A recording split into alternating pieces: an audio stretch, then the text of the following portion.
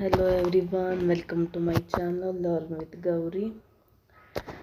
So in previous videos we just studied out the 60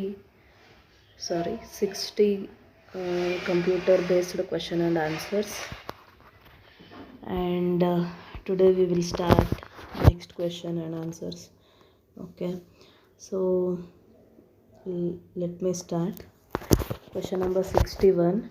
A computer system consists of options ನೋಡಿ, hardware only, software only, hardware and software and internet only ಅಂತ ಕೇಳಿದ್ದಾರೆ. ಏನು question ಅಂದರೆ, ಆ computer system consists of, computer system ಏನಿದೆ ಕಂಪ್ಯೂಟ್ರಲ್ಲಿ ಅಂತ ಕೇಳಿದ್ದಾರೆ.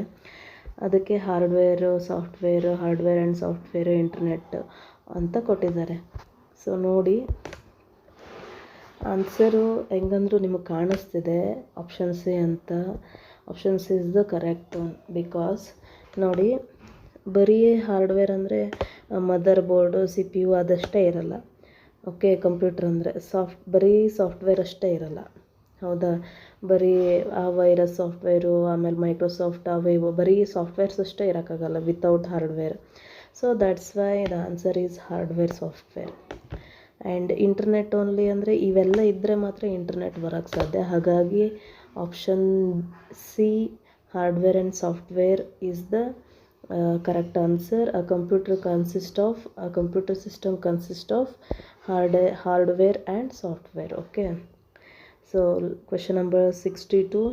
Which is the brain of the computer? ಯಾವುದು brain of the computer? Monitor, CPU, keyboard, mouse? So ನೋಡಿ, monitor it's a display, and keyboard is a input device. Mouse for scrolling. Okay,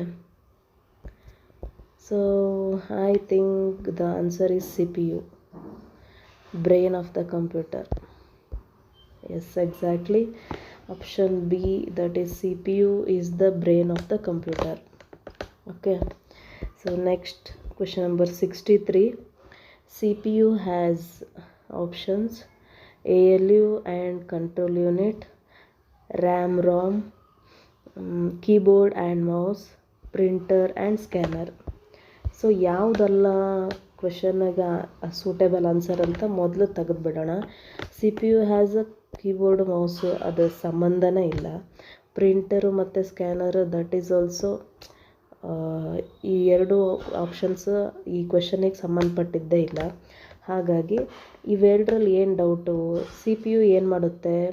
ಆಲ್ಗೋರಿದಮ್ನ read ಮಾಡುತ್ತೆ, ಹೌದಾ? Control ಮಾಡುತ್ತೆ.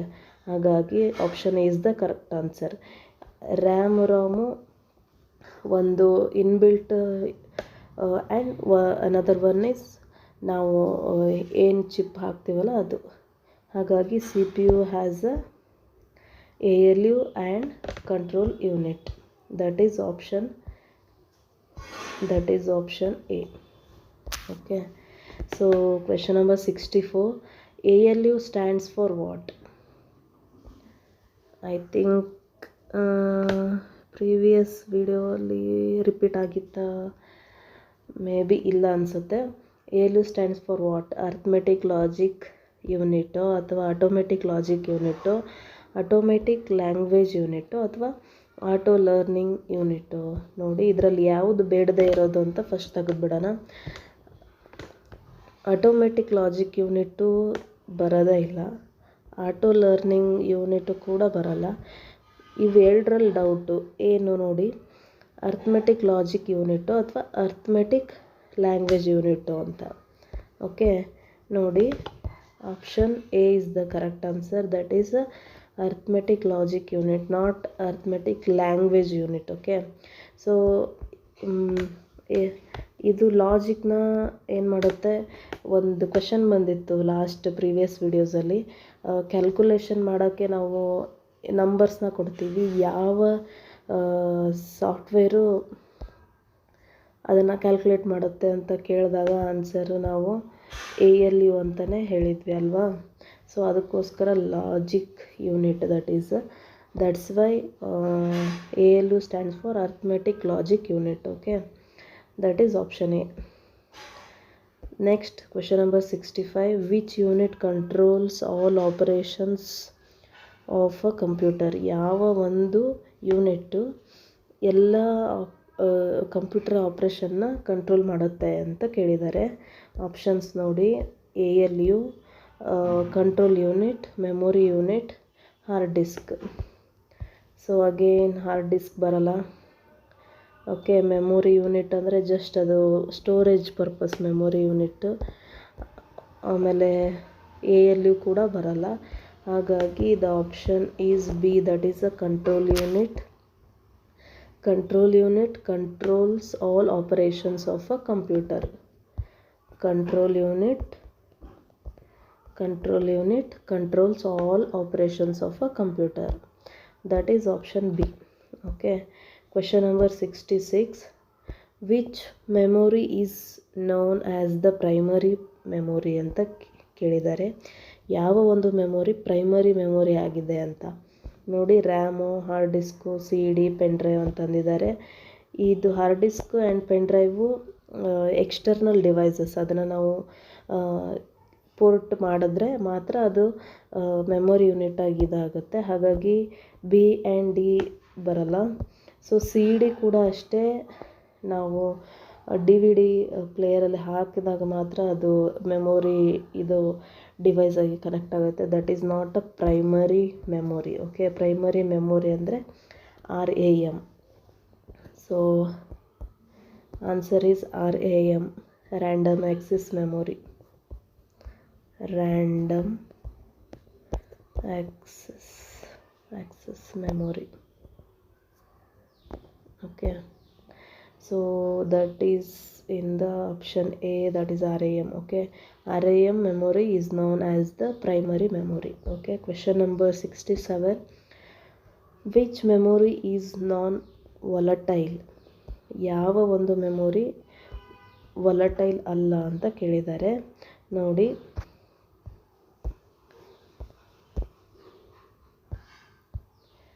RAM, ROM, ಸ್ಯಾಚೆ and register ಅಂತ ಹೇಳಿದ್ದಾರೆ. So ಇದೆರಡೂ ಬರಲ್ಲ. ಇವೆರಡರಲ್ಲೇ ನಾವು ಆನ್ಸರ್ನ ಹುಡುಕಬೇಕು. So this one, random access memory ಅಂದರೆ ಅದು ಮೆಮೊರಿ ಆಯಿತು. ಇದು ರೀಡ್ ಓನ್ಲಿ ಮೆಮೊರಿ. ಓಕೆ, ಇದು this read only memory is a non volatile. Okay, ಅರ್ಥ ಆಯ್ತಲ್ವಾ? ಸೊ ಆನ್ಸರ್ ಬಂದ್ಬಿಟ್ಟು ROM, that is in the option B. Question number 68. Which of the following is secondary storage? ಯಾವುದೊಂದು following ಆಪ್ಷನ್ಸಲ್ಲಿ ಯಾವುದೊಂದು secondary storage ಅಂತ ಕೇಳಿದ್ದಾರೆ. ನೋಡಿ, RAM, ROM, hard disk, ಸ್ಯಾಚೆ ಅಂತ ಅಂದಿದ್ದಾರೆ. So option C. ಇದು ಎರಡು ಕೂಡ ಇನ್ಬಿಲ್ಟಲ್ಲೇ ಬಂದಿರುತ್ತೆ ನಮಗೆ.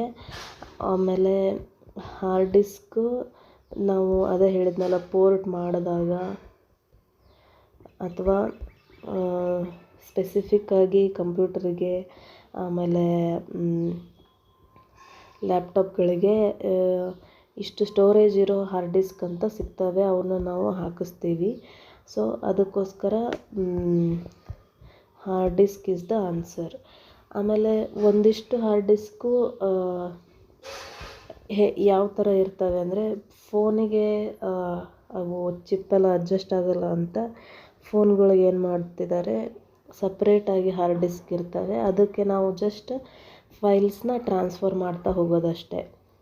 ಅದು ಕೂಡ secondary storage. Okay, so option C, that is hard disk is the secondary storage. Next question number 69. Which of the following is an input device? ಯಾವುದೊಂದು input device ಅಂತ ಕೇಳಿದ್ದಾರೆ. Printer, monitor, keyboard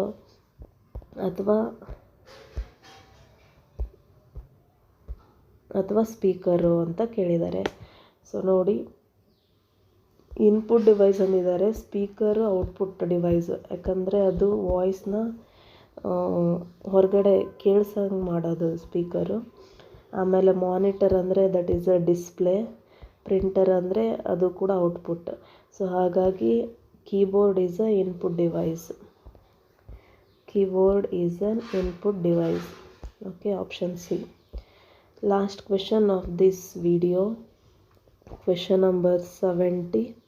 which of the following is an output device? ಯಾವುದೊಂದು device output device ಅಂತ ಕೇಳಿದ್ದಾರೆ. So ನೋಡಿ, mouse, scanner, monitor, joystick ಅಂತ ಅಂದಿದ್ದಾರೆ. Output device ಅಂತ ಕೇಳಿದ್ದಾರೆ, ಹಾಗಾಗಿ monitor is the correct answer. Because ಈ ಜಾಯ್ಸ್ಟಿಕ್, ಮೌಸ್ ಆ್ಯಂಡ್ ಸ್ಕ್ಯಾನರ್ ಇವೆಲ್ಲ input devices. Monitor only output device. Okay, so option C is the correct answer.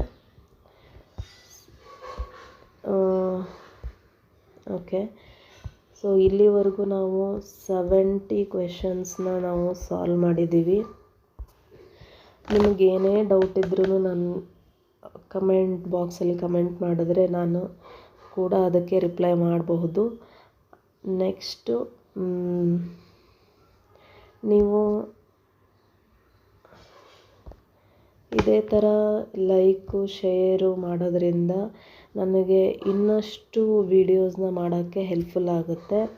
ಆಮೇಲೆ ಏನು ಅಂದರೆ, ನಾನು ಫಾಸ್ಟಾಗಿ ಹೇಳ್ತಿದ್ದೀನೋ ಅಥವಾ ಸ್ಲೋ ಆಗಿ ಹೇಳಬೇಕು ಅದನ್ನು ಕೂಡ ನೀವು ಕಮೆಂಟಲ್ಲಿ ಕಮೆಂಟ್ ಮಾಡಿದ್ರೆ, ಕಮೆಂಟ್ ಬಾಕ್ಸಲ್ಲಿ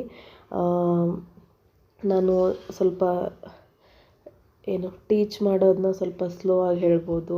ಇಲ್ಲ ತುಂಬ ಸ್ಲೋ ಹೇಳ್ತಿದ್ದೀರಾ ಅಂತಂದರೆ ಸ್ವಲ್ಪ ಸ್ಪೀಡ್ ಮಾಡ್ಕೋಬೋದು. ಹಾಗಾಗಿ ನಿಮ್ಮದೇನೇ ಒಪಿನಿಯನ್ ಇದ್ದರೂ ಕೂಡ ಕಮೆಂಟ್ ಬಾಕ್ಸಲ್ಲಿ ಕಮೆಂಟ್ ಮಾಡಿ ಪ್ಲೀಸ್. ಆ್ಯಂಡ್ ಈ 70 ಕ್ವೆಶನ್ಸು ನಿಮಗೆ ಸ್ಟಡಿ ಮಾಡೋಕ್ಕೆ ಹೆಲ್ಪ್ಫುಲ್ ಆಗಿದೆ ಅಂತ ಅಂದ್ಕೊತಿದ್ದೀನಿ. ಹಾಗಾಗಿ ಎಲ್ರಿಗೂ thank you and thanks for watching. Don't forget to like, share and subscribe. Thank you everyone.